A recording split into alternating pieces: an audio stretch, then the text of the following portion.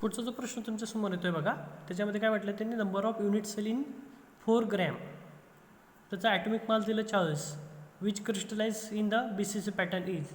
मग याच्यामध्ये जर बघितलं तर ॲटॉमिक मास 40 ग्रॅम दिले, 40 पैकी किती घेतले 4 ग्रॅम, म्हणजे 4/40 किती आला 0.1 आला.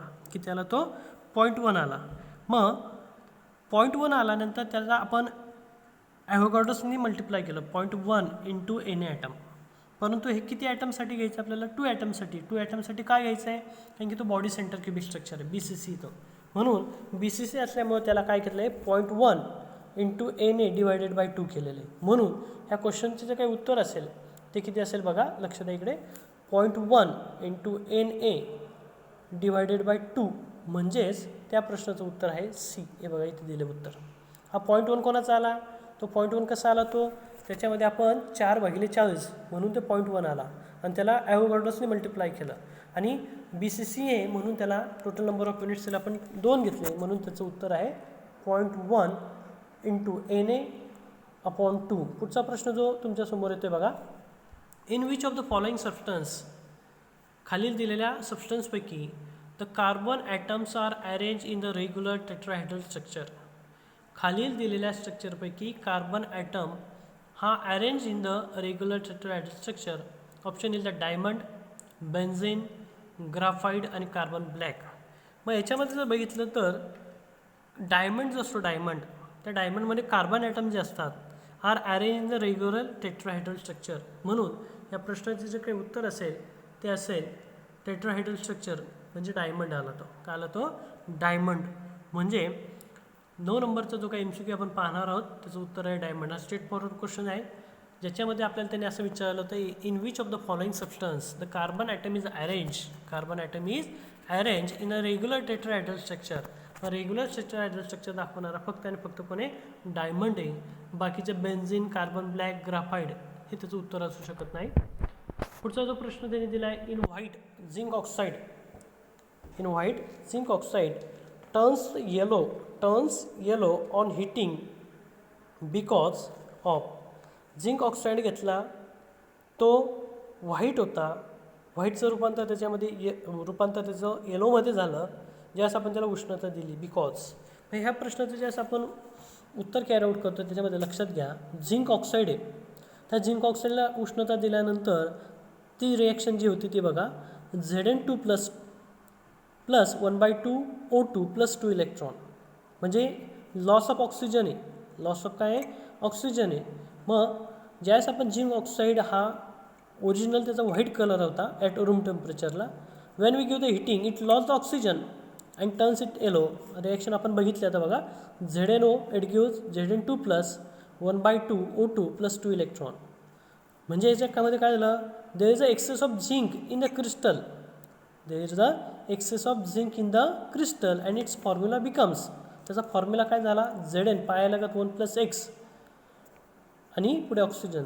The excess of Zn2 plus ion, जो जास्तीचा जो Zn2 प्लस आयन एक्सेस तो कुठे झाला, it moves into the interstitial side, it moves into the interstitial साईडला जाऊन बसला and the electrons neighbouring interstitial side.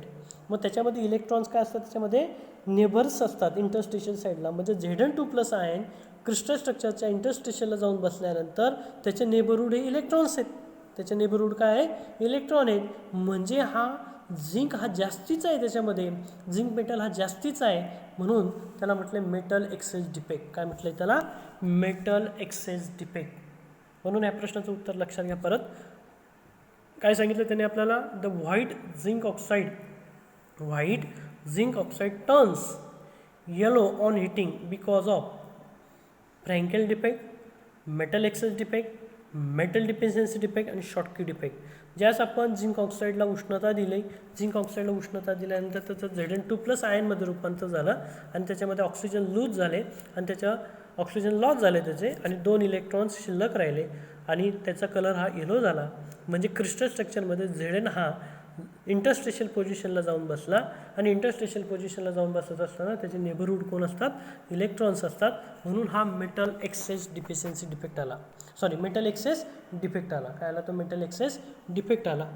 त्याच्यानंतर पुढचा जो प्रश्न त्यांनी दिला आहे बघा, in silver bromide crystal the ion size in the order, ती दिली size, the silver bromide crystal should have the following character.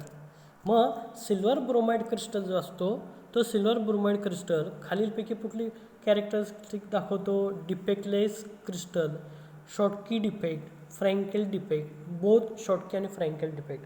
मग ज्यावेळेस आपण सिल्वर ब्रोमाइड ज्यावेळेस बघतो, silver bromide, in silver bromide which shows the both type of defect, that is a Schottky आणि Frenkel defect. तो silver bromide दोघं प्रकारचे defect दाखवतो.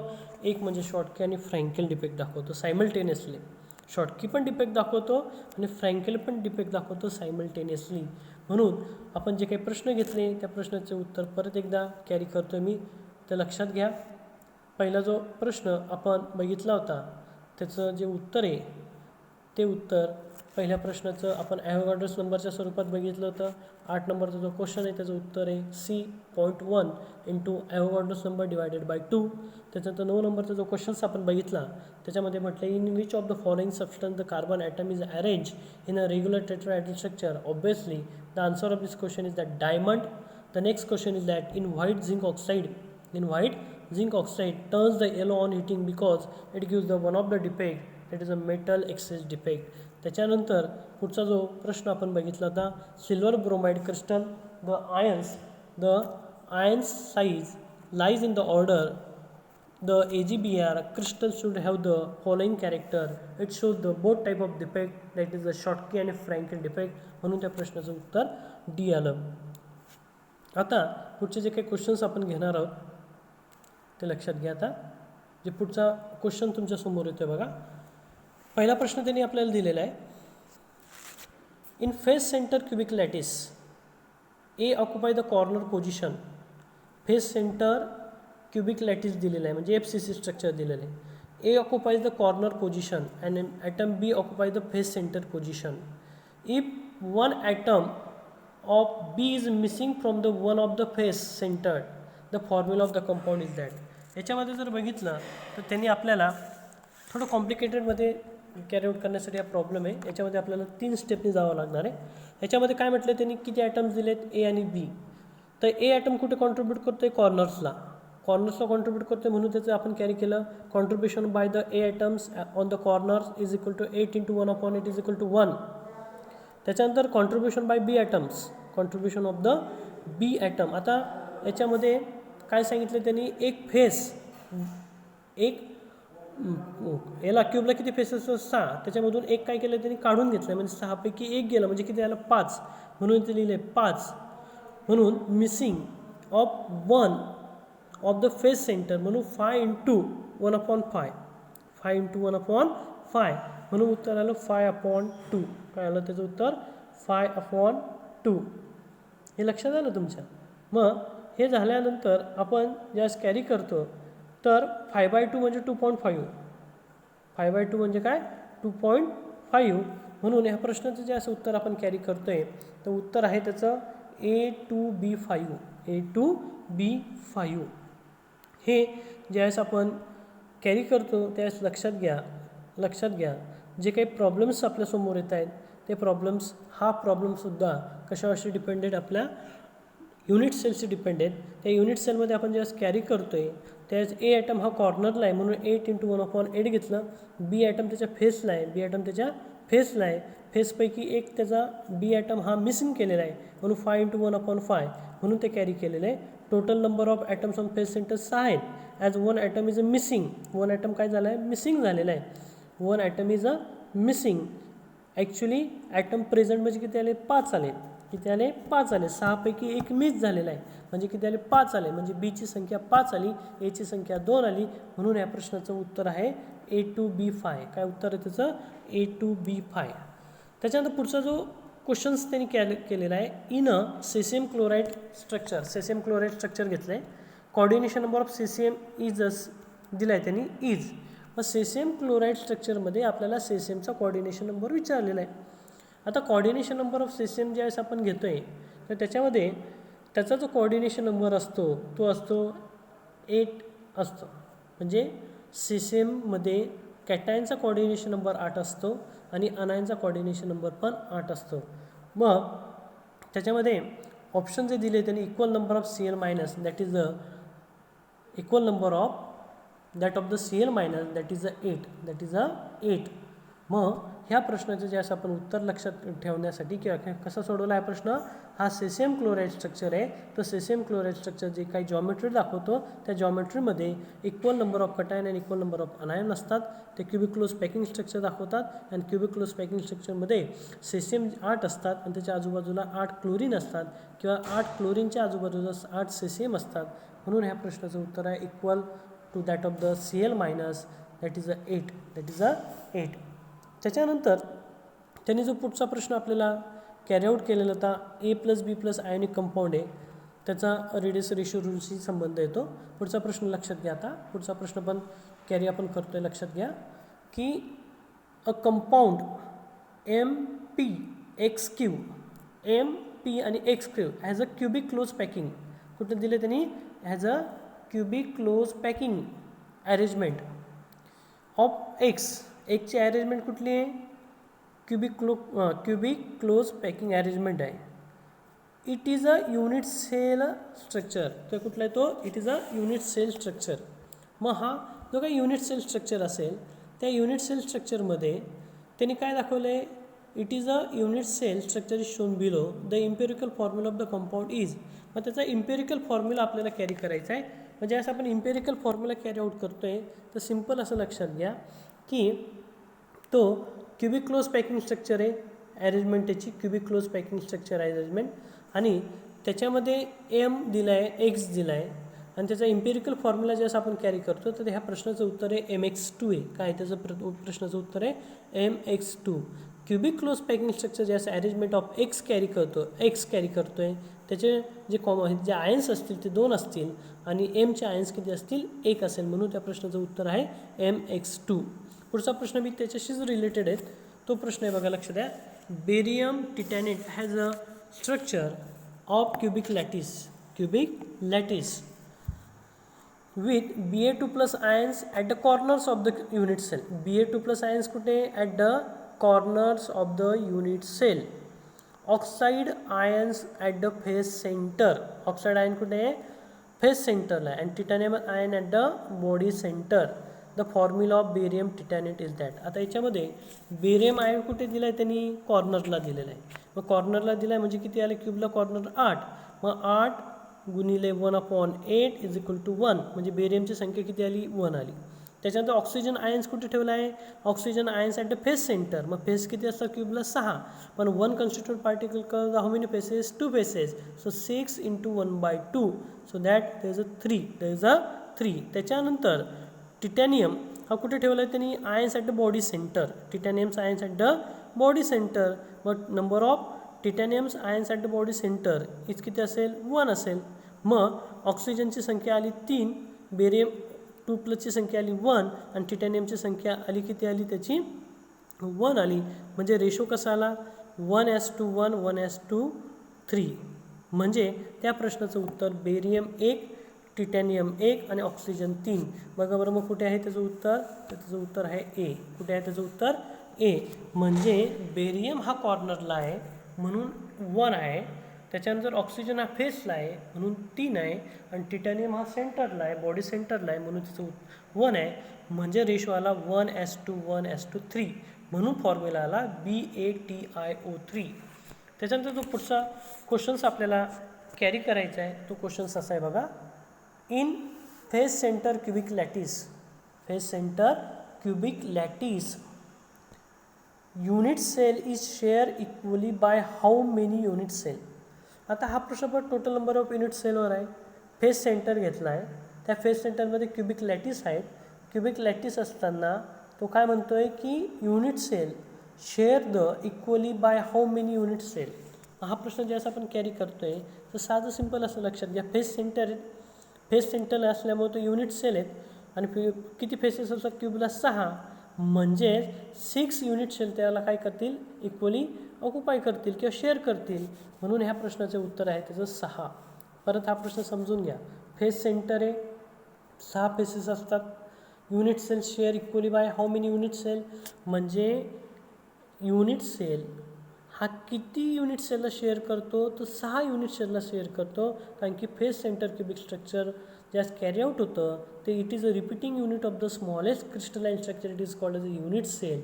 म्हणजे एक युनिट सेलचं रिपिटेशन होतं आहे, म्हणजे एक युनिट सेल किती युनिट सेलला शेअरिंग करतो किंवा किती त्याच्या नेबरिंग कन्स्टिट्यूंट असतात, तर त्याचं उत्तर आहे 6. त्याचं उत्तर काय 6.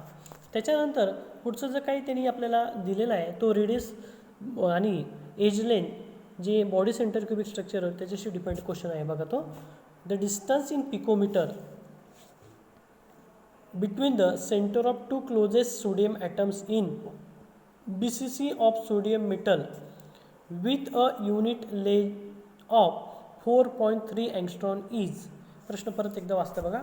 Distance between the distance in picometre काढायचं आहे कोणामधलं, between the centre of two closest sodium item.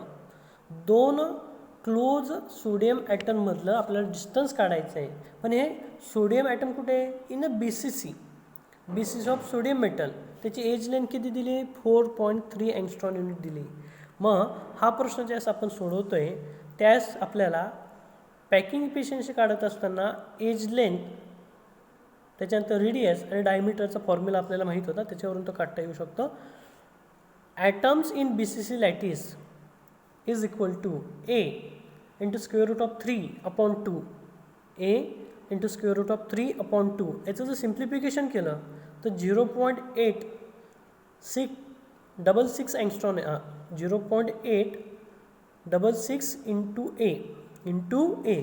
आता A दिली तुम्हाला, एज लेंथ दिली 4.3 अँगस्ट्रॉम युनिट दिलेली. मग 0.866ला जर आपण 4.3ने मल्टिप्लाय केलं, 0.866ला जर आपण 4.3ने मल्टिप्लाय केलं तर येणारं उत्तर हे किती असतं, 372 PM असतं पिकोमीटर. अँगस्ट्रॉम युनिट असतं 372 अँगस्ट्रॉम युनिट असतं आणि त्या 372चं अँगस्ट्रॉम युनिटचं ज्यावेळेस आपण पिकोमीटरमध्ये कन्व्हर्जन करतो तो असतो 372 PM. हा प्रश्न परत एकदा लक्षात घ्या. Atoms in the BCC lattice ज्यास आपण घेतो आहे BCC लॅटिस, त्या BCC लॅटिसमध्ये A is equal to square root of 3/2A. मग स्क्वेअर रूट ऑफ 3/2चं कॅल्क्युलेशन केलं ते 0.866 इंटू A म्हणजे एज लेंथ आहे. एज लेंथची किंमत दिली 4.3, त्याला मल्टिप्लिकेशन केलं तर किती आलं, त्याचं 372 आलं. काय आलं त्याचं उत्तर, 372 आलं. म्हणजे काही प्रश्न बघितले त्या प्रश्नाचे परत मी जे काही उत्तर आहे ते परत एकदा सांगतो. पहिला जो क्वेश्चन्स आपण बघितला त्याचा ऑप्शन आहे B. त्याच्यानंतर जो बेरियमचा बघितला तो पॅकिंग इफिशियन्सीचा, त्याचा ऑप्शन आहे A.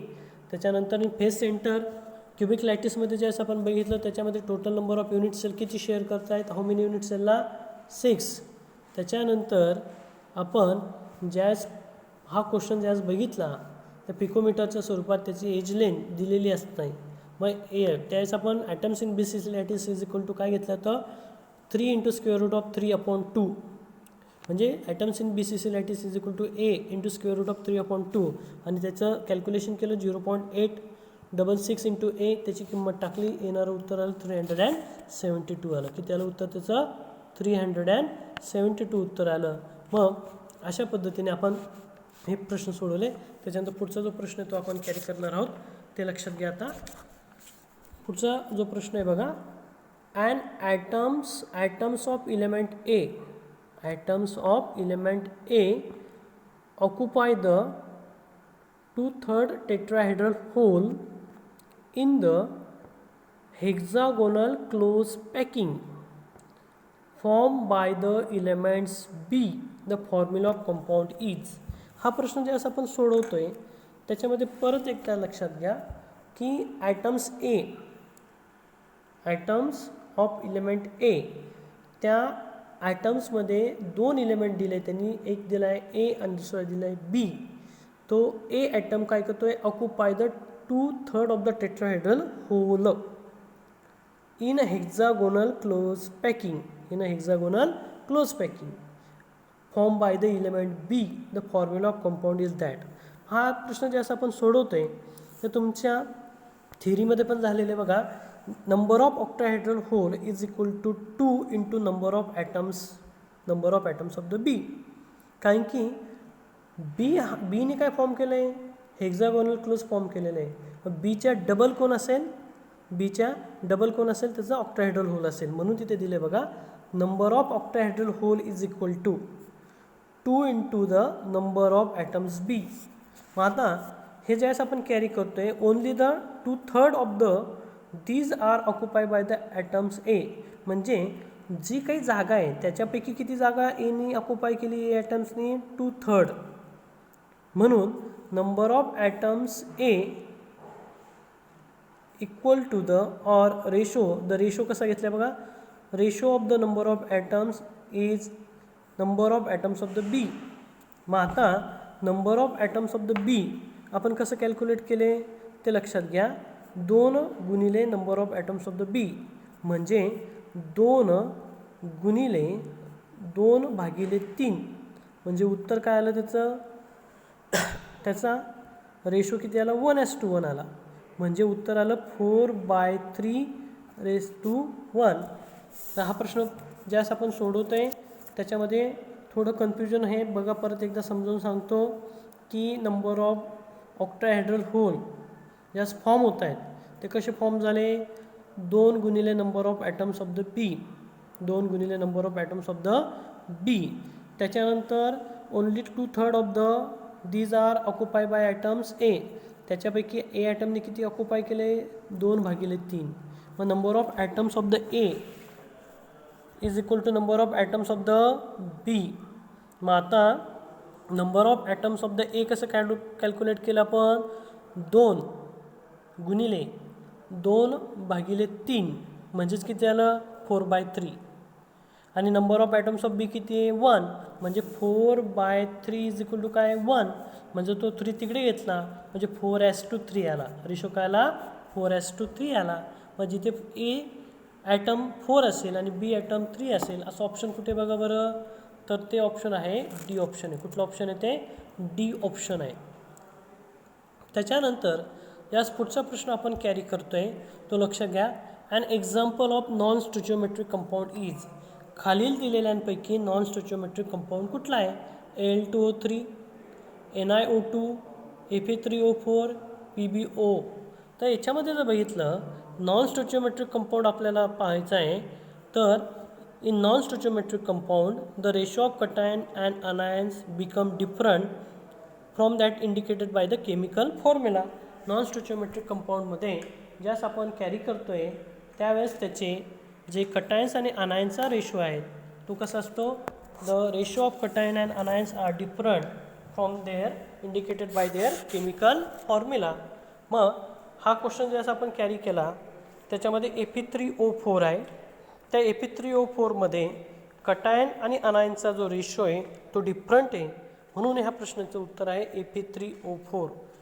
निकेल 2+, जे ऑप्शन आहे बघा, Al2O3 दिलेला एक ऑप्शन, दुसरं ऑप्शन दिलं आहे Fe3O4 दिलेला आहे. त्याच्यानंतर पुढचं ऑप्शन दिले NiO2 दिलेला आहे. त्याच्यानंतर पुढचं ऑप्शन दिलं आहे त्यांनी PbO दिलेलं आहे.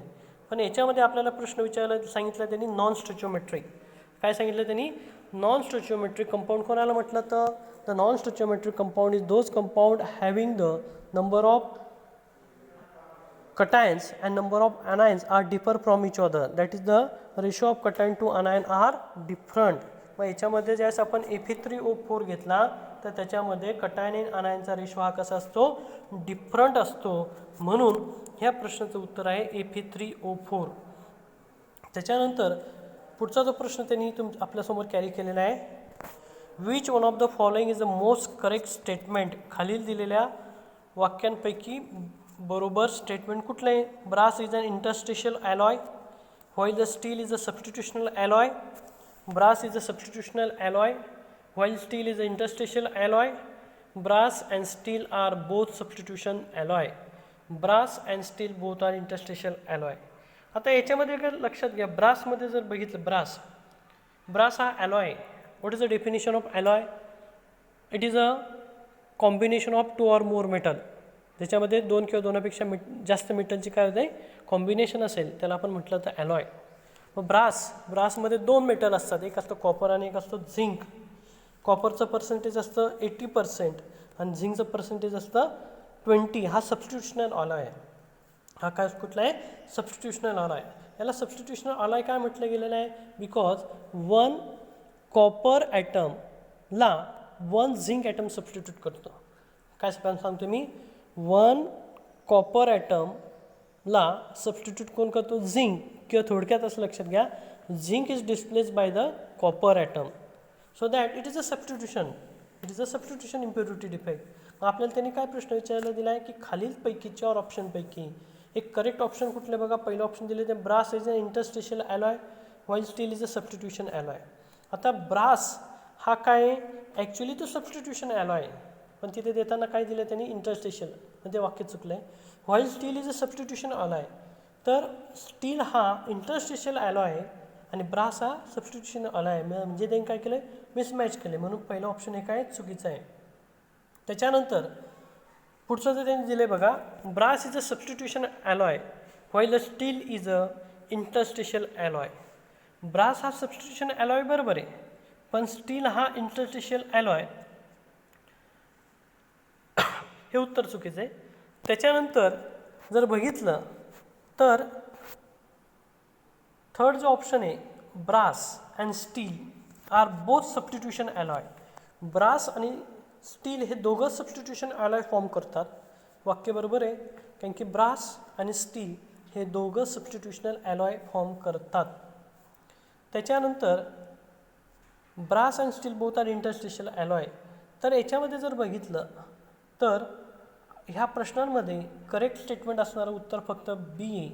का बरं बी आहे ते लक्षात असं घ्या, कारण की ब्रास हा सबस्टिट्यूशन ॲलॉय दाखवतो, स्टील हा इंटरस्टिशियल ॲलॉय दाखवतो. ज्यावेळेस मी स्टील घेतलं होतं त्यावेळेस carbon goes into the interstitial position of the crystal lattice. Carbon हा कुठे जाऊन बसतो? Carbon goes into the interstitial position of the lattice and to form the alloy or to form the defect, it is called as the interstitial substitution defect. It is called as the interstitial substitution defect. पण त्यांनी ज्यावेळेस आपण ॲलॉयच्या बाबतीत बघितलं तर ॲलॉयच्या बाबतीत सुद्धा ते उत्तर कॅरी करता येऊ शकतं. म्हणजे the answer of this question is that brass is a substitutional alloy while steel is a interstitial alloy. पुढचा प्रश्न त्यांनी आपल्याला दिलेला बघा, amorphous solid are. Amorphous solid कोण आहे? Solid substance in the real sense, liquid in the real sense, supercool liquid, substance with definite melting point. म्हणजे यावेळेस आपण बघतोय की amorphous solid neither have order arrangement. म्हणजे ॲमॉर्फस सॉलिडची डेफिनेशन काय? ॲमॉर्फस solid have not regular in the structure, the arrangement of constituent particle is not well developed not perfect, they have not sharp melting point like the crystal. त्यांचा melting point sharp नसतो crystalline सॉलिडसारखा. But when it is heat, त्याला उष्णता दिली, they become the pliable unit and they assume the probability of usually related to the liquid. ज्यावेळेस आपण ॲमॉर्फस सॉलिडला उष्णता दिली तर लिक्विड स्टेटचं रूपांतर गॅसेस स्टेटमध्ये होतं आहे. त्याचं उष्णता दिल्यानंतर त्याचं लिक्विडमध्ये रूपांतर होतं, व्हिस्कस लिक्विड कॅरी होतं आहे. आणि त्या व्हिस्कस लिक्विडला आपण काय म्हणतो आहे? It is regarded as a super cool liquid. त्याला काय म्हटलं गेलं? It is regarded as a super cool liquid. परत ह्या प्रश्नाचं उत्तर लक्षात घ्या, ॲमॉर्फस सॉलिडला काय म्हटलं गेलं? सुपरकूल लिक्विड असं म्हटलं गेलं, कारण की ॲमॉर्फस सॉलिडमध्ये the arrangement of constituent particle is not well developed not perfect, then it has not sharp melting point. But when we give the heating to the amorphous solid, it is converted into the liquid in state. It is called as a pseudo solid or it is also called as a supercool liquid. Hence the answer of this question is that C. पुढचा प्रश्न त्यांनी आपल्याला दिलेला आहे, in which compound 8 coordination number is found. हा प्रश्न कुठेतरी आपण कॅरी केलेला होता. सेसियम क्लोराईड जे असतं सेसियम क्लोराईड, त्याच्यामध्ये 1 caesium is cover bye the 8 chlorine. म्हणजे सेसियमच्या आजूबाजूला किती नेबरिंग पार्टिकल असतात? 8. क्लोरीनच्या आजूबाजूला किती नेबरिंग पार्टिकल असतात? 8.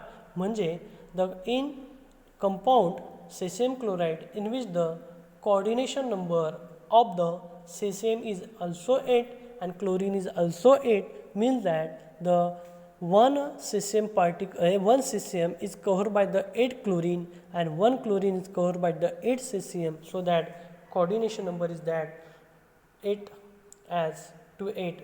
Option is that A is correct option. पुढचा प्रश्न त्यांनी आपल्याला दिला आहे, if the coordination of calcium 2+ in calcium difluoride is 8, then the coordination number of F minus ion would be. आता हा जो प्रश्न आहे, हा प्रश्न जसं आपण कॅरी करतोय त्याच्यामध्ये काय म्हटलं, ते कॅल्शियम डायफ्लोराईड दिलेलं आहे. मग ह्या कॅल्शियम डायफ्लोराईडमध्ये calcium atom is surrounded by the 8 fluoride. एक कॅल्शियम ॲटमच्या आजूबाजूला किती फ्लोराईड आहेत? 8 फ्लोराईड आहेत. In body centre cubic structure arrangement, in BCC arrangement आहे. कॅल्शियम डायफ्लोराईड कुठलं स्ट्रक्चर दाखवतो? It is a BCC type of arrangement. एका कॅल्शियमच्या आजूबाजूला 8 फ्लोरीन आहेत, म्हणजे त्याचा कोऑर्डिनेशन नंबर 8 आला. बरोबर आहे. मग आता फ्लोरीनच्या आजूबाजूला किती आहे? Each fluorine ion is contact with the 4 calcium ion. Fluorine आयनच्या आजूबाजूला किती कॅल्शियम आयन आहेत? 4. म्हणजे कोऑर्डिनेशन ऑफ फ्लोरीन किती आला? 4 आला. म्हणजे thus calcium difluoride coordination number is that 8s2 त्याचा कोऑर्डिनेशन नंबर किती आला? 8s2. मग 8 तिथे दिलेला आहे आपल्याला, कॅल्शियमचा दिलेला आहे, म्हणजे कशाचा काढायचं आपल्याला? फ्लोरीनचा काढायचा. कशाचा काढायचा आपल्याला? फ्लोरीनचा काढायचा आहे, म्हणून त्याचं उत्तर आहे 4.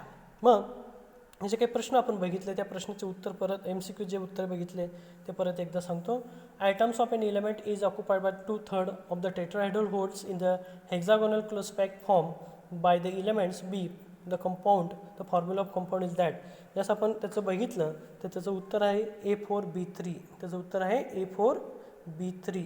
ओके. त्याच्यानंतर पुढचा प्रश्न घेतला, an example of non stoichiometric compound. Non stoichiometric compound म्हणजे असं कंपाऊंड ज्याच्यामध्ये ratio of cation and anion हा सेम नसतो, तो डिफरंट असतो. That is a different number of cation and different number of anion in that chemical formula. So answer of this question is that AP3O4. त्याच्यानंतर पुढचं त्यांनी आपल्याला विचारलं, which of the following is the most correct statement. त्याच्यामध्ये आपण त्याचं उत्तर घेतलं B. त्याच्यानंतर ॲमॉर्फस सॉलिड काय असतो? Amorphous solid is obviously supercool liquid असतो.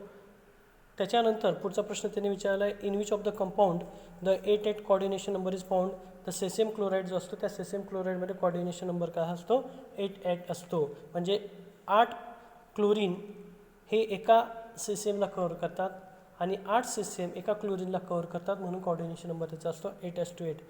If the coordination number of calcium 2+ ion in calcium difluoride is 8, then the coordination number of F minus could बी.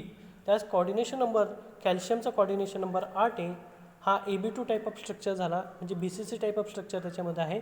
एका कॅल्शियमच्या आजूबाजूला 8 फ्लोरीन असतात आणि एका फ्लोरीनच्या आजूबाजूला 4 कॅल्शियम असतात, म्हणून फ्लोरीनचा कोऑर्डिनेशन नंबर आहे जो आहे 4 आहे. मग हे त्याचे उत्तरं आपण बघितले. आता पुढच्या तासाला आपण ह्या टॉपिकची सांगता करणार आहोत. त्याच्यामध्ये आपण डेन्सिटीशी रिलेटेड जे काही MCQ ते आपण सॉल्व करून घेणार आहोत आणि मग हा सॉलिड स्टेट नावाचा टॉपिक आपला इथे संपतोय. पुढच्या तासाला आपण भेटूया.